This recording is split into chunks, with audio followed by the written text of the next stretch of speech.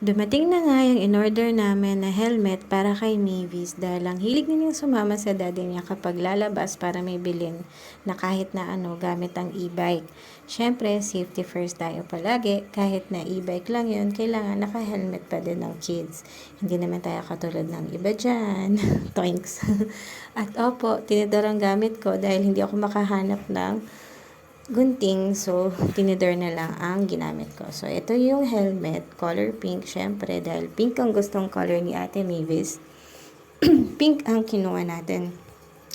Ito nga pala ay in-order namin sa Orange shopping site at nagustuhan to ni Daddy kasi meron daw siyang shock or anti-shock something absorber ganon. So, ayun yun, yung foam na nasa loob, ayusin mo lang siya. I-align mo para yung support sa head at saka yung sa batok. So, isusukat natin. Ang size nito is up to 56 centimeters. So, susukatin mo yung circumference ng head ng bata. So, 4 years old yung anak ko. At ayan, saktong-sakto lang siya sa ulo niya. Hindi malaki, hindi rin maliit. Sakto lang. May konting allowance pa nga.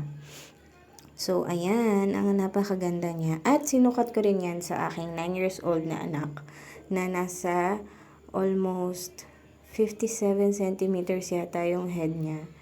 Pero, ano lang, sakto lang din siya, oh. Kasyang-kasya lang din. Ang ganda. So, alam niyo na, kung gusto niyo rin umorder, order na kayo. Ito nga pala yung sinasabi ko na shock absorber. Ayan. Ganyan siya, ayusin mo, i-align mo. Tapos itong nandito sa may batok, ayan, extra support yan.